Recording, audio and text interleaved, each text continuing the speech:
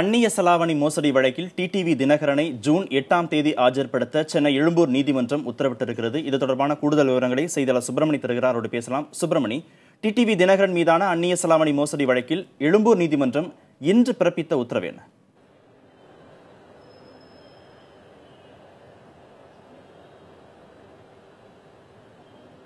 TTV Dinakaran மீதான அந்நிய செலாவணி மோசடி வழக்கு விசாரணை எழும்பூர் பொருளாதார 2வது நீதிமன்றத்தில் இன்று விசாரணைக்கு வந்தது.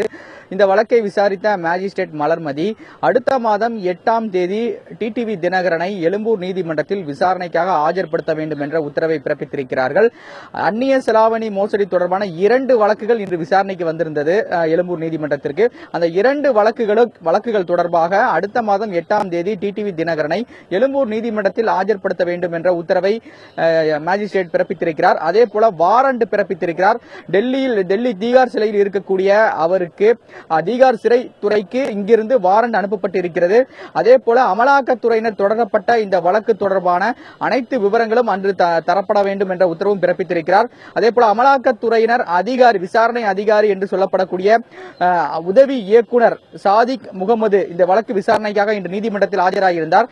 அவர் இந்த வழக்கு விசாரணை வரும்போதெல்லாம் கண்டிப்பாக நீதிமன்றத்தில் அந்த விசாரணை அதிகாரி ஆஜராக வேண்டும் என்ற உத்தரவும் மேஜிஸ்ட்ரேட் பிறப்பித்திருக்கிறார்.